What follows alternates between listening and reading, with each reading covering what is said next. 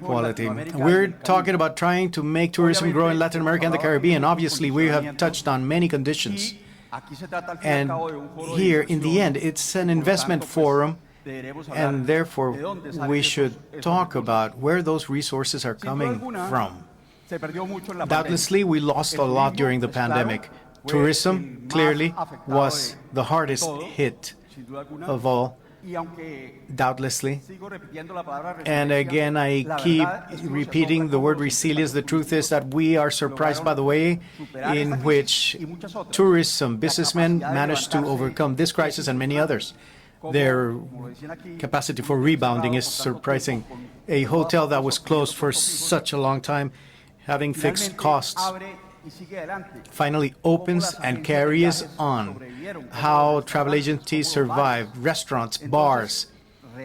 Then, truly, it has been shown that there is no sector with greater capacity of resisting and rising again than tourism. So definitely, this one was the harshest, to lock the potential tourists in their homes. We have not yet overcome the pandemic, but today we face the crisis of a war and a potentially larger war, and one of its effects, the crisis of the cost of oil, which will doubtlessly have an incidence in air transportation, and it will probably affect our growth. But that loss of so much is also an opportunity for recovering and growing. But I'm going to remove the word recovering because I think it's an opportunity to grow. We're already recovering, and we've seen that we're capable of doing it, so much so that during lunch today, they were saying in year 2023, others said 24, and today we are in 22, meaning that perhaps we did not imagine it as such. Doubtlessly, some sectors will take longer than others, but leisure tourism has recovered. Corporate tourism is right behind it. Congress and convention tourism, well, we are here. Yes, we are. If we don't come to congresses, well, what kind of an example are we projecting? Doubtlessly, that one will be slower, but I would like to share with you an experience. In Cartagena, October last year, there was a political forum for meetings and events tourism. And after a long time of not going to any tourism events, I went there. And I went there to see what kind of measures they had foreseen for the reactivation. And of course, I had brought my handkerchief to cry along those businessmen. Well, the word reactivation was barely mentioned. I was surprised by all of the businessmen of the sector of businessmen of Congresses speaking about how the sector could contribute to the negative effects of climate change. They were all talking about sustainability, and I was saying, what's going on? Did these people not suffer? And they were all convinced of the thing was recovering, and they would recover. Therefore, that concern was not the topic of the forum. With that alone, I saw that there was a future. Tourism came back with greater strength, with some changes, of course. And why stronger? Well, of course, doubtlessly, that lockdown within four walls in our apartment and looking through the windows at other buildings woke up our appetite for travel. We wanted now to see many things that we saw. We realized that we had some things we never went there. We saw images on TV, oceans that changed their colors, animals coming out of the forest and walking through city streets. That also made us become more aware about the topic of sustainability, the effects of climate change, and above all, our predatory effect, not as tourists, but simply as citizens of this world. Now, it gathered more force because there is a greater appetite for travel, particularly for the nature destinations. But there are other opportunities as well. Telework, faraway work. There is a question, what has truly changed? I believe that the fact that we learn to work from home, and that not necessarily does that mean that it's going to stay that way. The experience at the CAF, the Inter-American Development, no, this is the Development Bank for Latin America. In order to go to the office, I had to ask for permission. Always when we start working, I mean, the permission would be asked for not to go. Now I had to ask for permission to go there. Now, you don't have to ask for permission. You can go wherever you want, but it is not compulsory. And the voice is that as of this moment, no one has said, and get ready because in December we'll be back in the office. No, and I don't think it has come out because the message was, we will give you a bonus so that you can fix up the workplace in your apartment. Let us know what you need. So somehow, certainly it will not be the manner in which it was during the pandemic, but very certainly a lot of people will be working at a distance, working from home. And that means that I could go to an apartment or to a hotel room with a view of the ocean to do exactly what I was doing at home, and maybe I can do it. And if I can, I'll bring my spouse with me. And our dear colleague from CAF, Adriana, was telling us how the loss of jobs, well, jobs have not been recovered. Here I heard that in Panama we had a 30% unemployment. In Colombia it's 18, and each one will have different numbers for their country. And if there is someone who can help recover that work, is tourism. And that is why it is so necessary, definitively, government support for this. Of course, in many places, in order to overcome the crisis, there was some support from the government. But now we need help to grow. And you see one thing, it was a car company. It is said that it is efficient because with less people, they are building more cars. In tourism, with great pride, we announced in a cruise line that we have more people in service than the tourists that are boarding. That means that people who travel, they look for people. This is a work of people for people. So there, and besides, for opportunities for women, for young people in jobs, not necessarily for qualified personnel. Doesn't mean that we do not need qualified personnel, but is that we do also allow possibilities for unqualified personnel. Now, working from afar or working from home not only breaks with a station. Some people will be able to move about with lower cost. And Latin America is a region that has some competitive advantages. And what is the slogan anybody else from anywhere else could say? Just because of what we say, the appetite for nature. And if there is anything that we are wealthy on, is the nature. We only need to see the slogans from each of our countries stating how nature is their main attractive. That we must take advantage of, doubtlessly. I say that financing is key because the demand is there, but the offer is not that hot.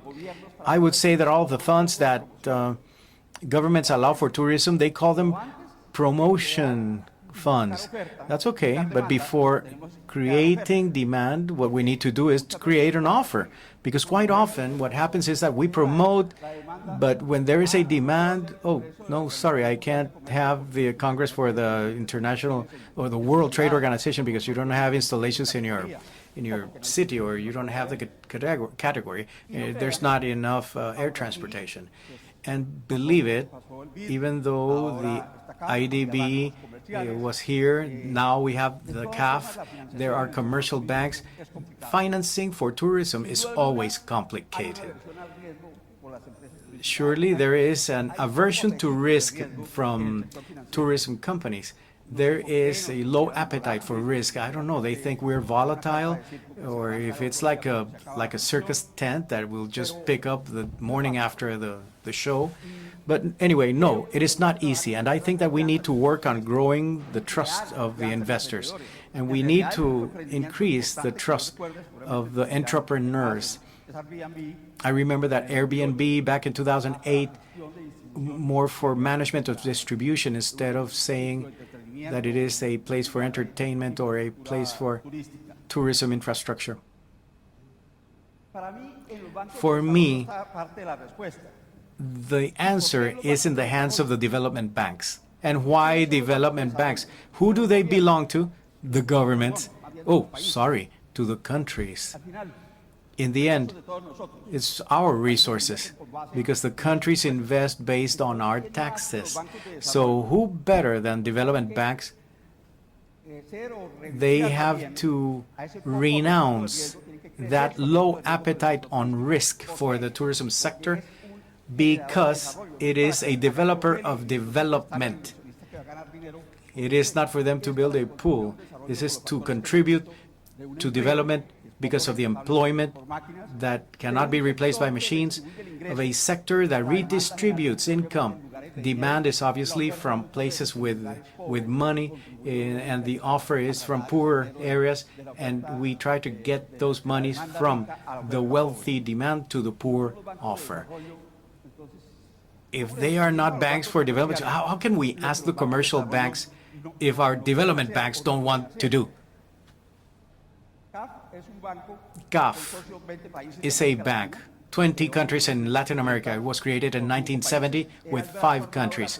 It was the armed arm of the Andean Community of Nations. It was the first example in the world. Today, 20 countries, plus 13 commercial banks, and it has offered credit for 515 billion pesos. Who do they lend to? Mainly governments. No, sorry, states, the countries, or what some people call departments, regions, municipalities. And why? Because they have the sovereign guarantee. In their own language, they speak about sovereign credit and non-sovereign. Obviously, countries normally don't go broke. So, yes, much better. In the end, the countries say, that is why we're giving you money, so that you can lend it to us later. But it's all about development, and, well, we were saying how we can find it. So, what we want at the CAF is to turn that appetite towards the tourism sector. I was saying we have lent out 216 billion. And in tourism, we have lent 0.6. What is that? 1%? So what's the good news? The potential for growth that we have in the tourism sector. We have operations. Brazil has taken some of the resource, but we have examples from Bolivia, Argentina. And how does the CAF place its resources for lending? Through private capital funds, creating a fund specialized on tourism, credit lines with financial allies, financial projects, guarantees for the sector, corporate loans, but also CAF allots part of its resources for technical support. I'm talking about non-reimbursable resources, technical cooperation. So we lend that assistance, sometimes with credit, sometimes without. Loans, the disbursements from that technical cooperation, about $31 million. We're talking about tourism for training, for certifications, for cluster circuits, for digitalization, innovation, to create public policies, for studying also. So we do have those important resources. Those resources are for governments, for the country, yes, it has to be requested by the country, but also for the private institutional portion, meaning NGOs. As a matter of fact, we had an experience with a tourism group, so even there are possibilities to leverage those projects.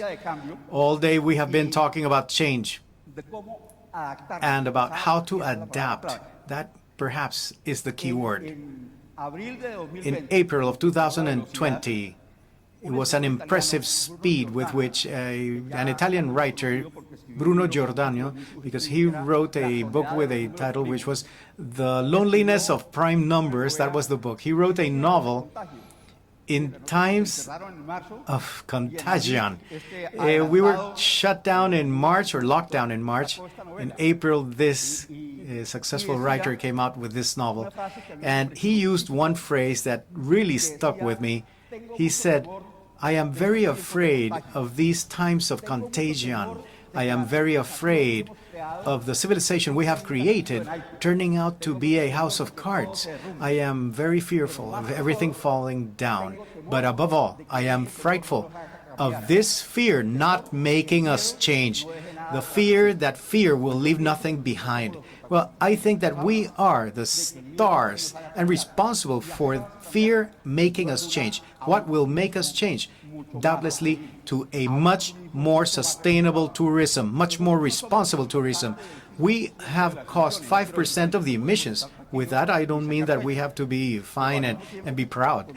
But at the same time that we contribute with 5% of emissions, on the contrary, we contribute with 11% of the GDP around the world.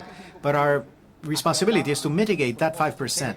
And we were talking about purpose zero for net zero for 2050, and not everything is mitigation. We need some compensation. So every project today, be it financial or hotel, and I'm still talking about tourism, doubtlessly incorporates above anything one condition: the responsibility for having sustainable tourism. Thank you.